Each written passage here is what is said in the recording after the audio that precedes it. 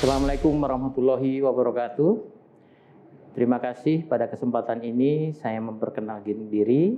Nama saya Nasruddin Setiawan, dosen ekonomi di Universitas Pembangunan Pancabudi. Hal ini saya akan mempresentasikan tentang judul peningkatan pendapatan ekonomi keluarga. Di dalam latar belakang masalah ini, saya akan menerangkan tentang masalah ekonomi. Ya, masalah ekonomi itu apa? Yaitu sebetulnya masalah penting bagi kehidupan berkeluarga.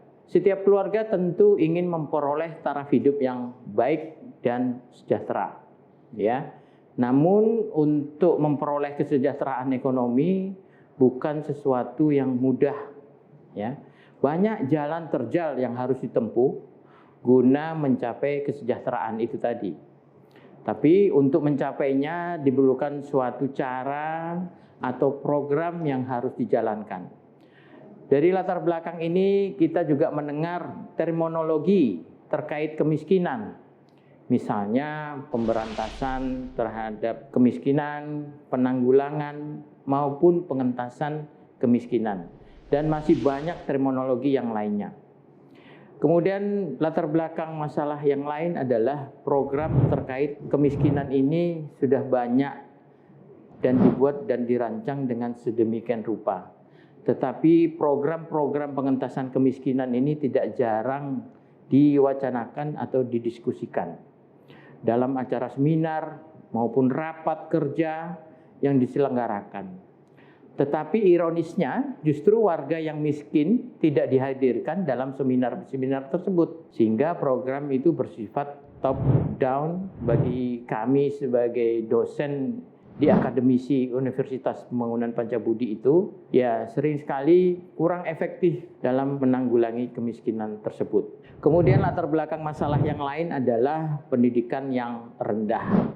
Banyak sekali masyarakat kita yang tidak berpendidikan atau mengalami putus sekolah. Padahal pendidikan itu sangat-sangat diperlukan.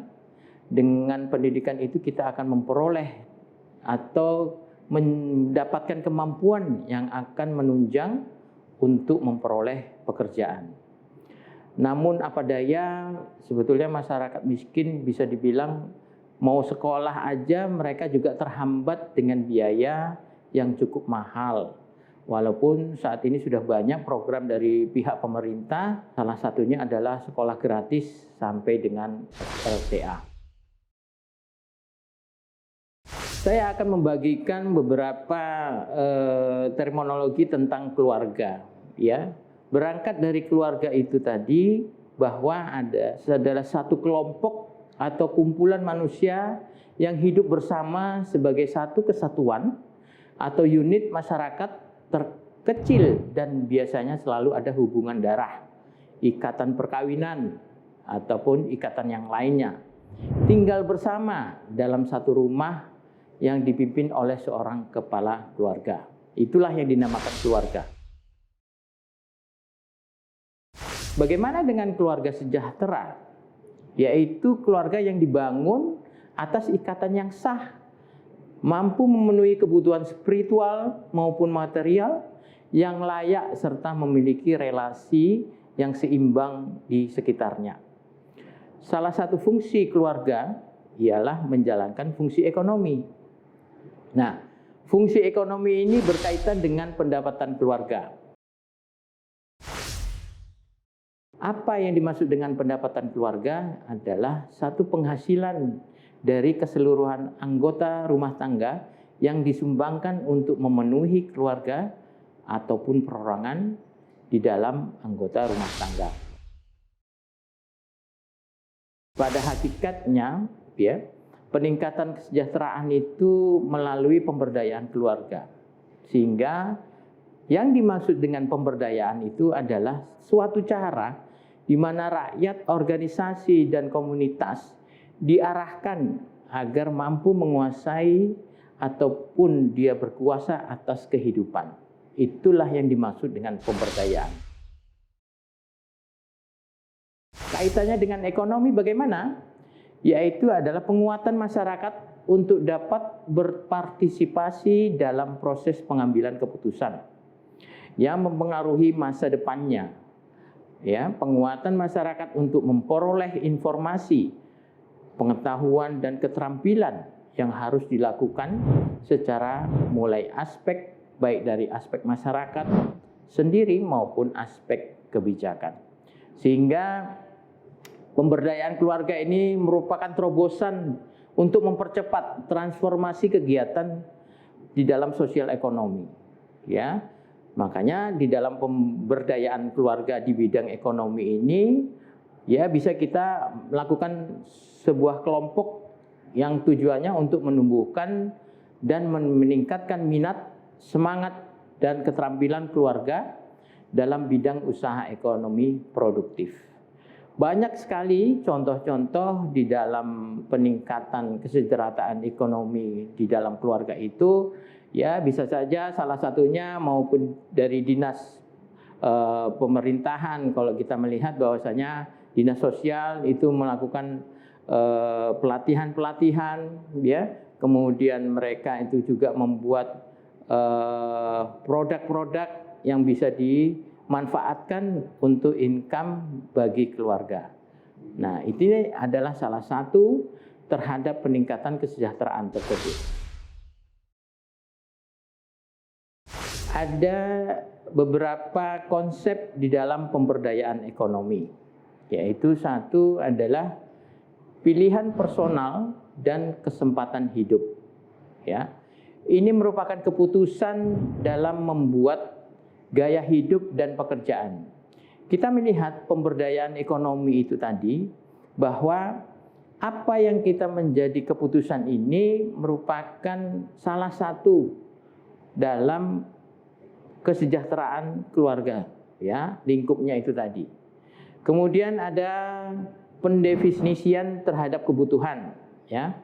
Kemampuan menentukan kebutuhan secara dengan aspirasi dan keinginannya. Nah, sekarang kebutuhannya apa? Kebutuhan primer, kebutuhan sekunder, maupun kebutuhan tersier. Ya. Nah, kita lihat bahwasanya dulu kebutuhan sandang maupun kebutuhan tersier ini masih belum bisa dikatakan dinikmati, ya. Tapi mungkin kalau zaman sekarang, zaman milenial ini, bahwa kebutuhan tersier ini seakan-akan mengarah kepada kebutuhan primer. Ya, salah satu contoh adalah HP. Ya, nah HP ini merupakan kebutuhan tersier kalau kelasnya pada saat dulu, ya. Tapi kalau sekarang ini sebetulnya mengarah kepada kebutuhan primer.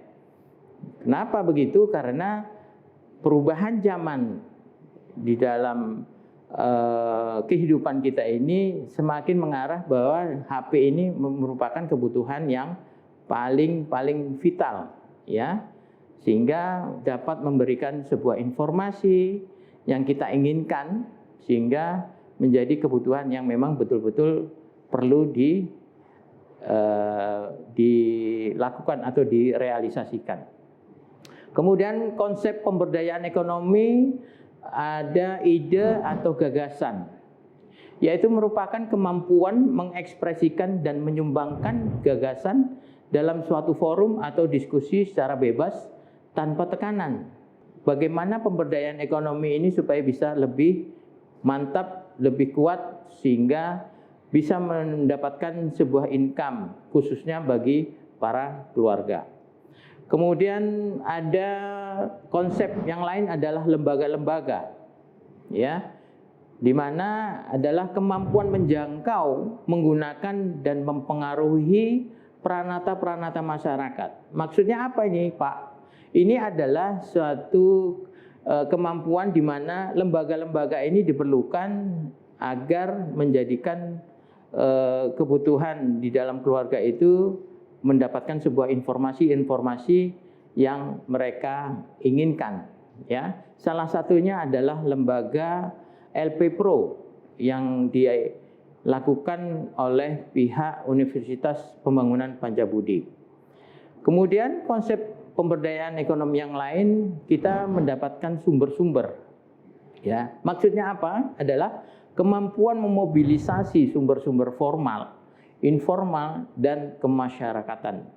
Artinya apa? Bahwasanya di dalam mobilisasi terhadap sumber-sumber formal, baik itu pendidikan, ya informal itu baik itu dia punya penyuluhan ataupun punya satu bentuk yang mana di dalam masyarakat itu bisa berkenan di dalam pemberdayaan ekonomi tersebut. Kemudian konsep yang lain adalah aktivitas ekonomi, ya. Artinya apa? Adalah kemampuan memanfaatkan dan mengelola mekanisme produksi, ya, sehingga bisa didistribusikan dan bisa menjadikan pertukaran barang jasa. Artinya ini bisa menjadikan bahwa ada perputaran terhadap jual beli, ya, termasuk sekarang banyak sekali tumbuh UMKM yang ada di masyarakat sampai saat ini. Kemudian yang lain adalah sebuah reproduksi, ya. Pemberdayaan ekonomi ini menjadikan proses dalam kelahiran, kemudian perawatan anak dan pendidikan dan sosialisasi. Ini merupakan beberapa konsep pemberdayaan ekonomi, sehingga perputaran di dalam ekonomi ini bisa menjadikan suatu alur di mana bisa kita dapatkan di dalam sebuah konsep tersebut.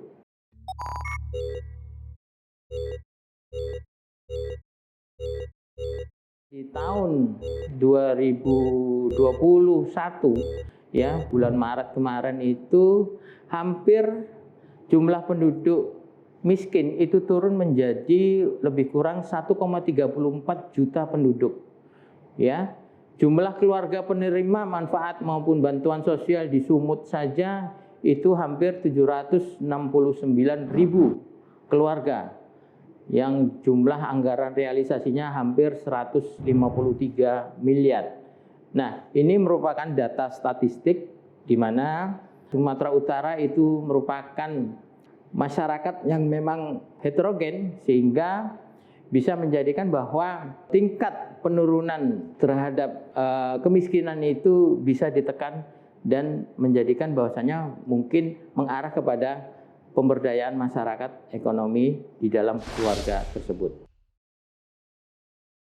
Arah daripada peningkatan pendapatan ekonomi keluarga itu bisa kita dapatkan dengan adanya pemberdayaan masyarakat, sehingga pemberdayaan masyarakat ini mengarah kepada peningkatan pendapatan ekonomi keluarga yang menjadikan sebuah proses kegiatan yang di dalamnya ada tahapan-tahapan pemberdayaan masyarakat. Dalam proses tahap ini, pihak akademisi dari Universitas Pembangunan Pancabudi memberikan pemahaman kepada masyarakat ataupun keluarga melalui kegiatan sosialisasi tentang usaha peningkatan pendapatan keluarga yang bisa dijadikan alternatif dalam menambah penghasilan atau pendapatan keluarga, sehingga terjadinya penyadaran terhadap kalangan masyarakat untuk berpartisipasi dalam program menjadikan perubahan yang baik dalam hal peningkatan pendapatan keluarga dengan bisa terwujudnya keluarga yang sejahtera. Di dalam penguatan ini, bagi kapasitas masyarakat ini dilakukan dengan cara memberikan transformasi pengetahuan atau wawasan agar dapat meningkatkan dan menguatkan kapasitas kepada masyarakat atau keluarga. Dalam upaya penguatan kapasitas ini dengan memberikan pelatihan, contoh misalkan pelatihan berwirausaha, kemudian pelatihan penyuluhan kualitas produksi, menentukan harga dan pemasaran produk, ya, pelatihan manajemen usaha kecil atau MUK, dan pelatihan penyuluhan keamanan pangan. Tahap ini merupakan penentu terhadap masyarakat atau keluarga yang berpartisipasi dalam kegiatan usaha Mereka diberikan kebebasan untuk mengembangkan diri, yaitu dengan menjalankan roda usaha sendiri. Dengan program usaha peningkatan pendapatan ekonomi keluarga ini, memproduksi produk usaha dijalankan secara terus-menerus, ya, sehingga tujuan yang dibentuknya peningkatan ekonomi di dalam keluarga ini bisa mendorong masyarakat supaya bisa mengembangkan potensi diri sesuai dengan kemampuan dan mendorong untuk bisa meningkatkan perekonomian agar mampu menjadi keluarga yang sejahtera. Untuk kesempatan ini saya ucapkan terima kasih. Dan wabillahi taufiq wal hidayah. Assalamualaikum warahmatullahi wabarakatuh.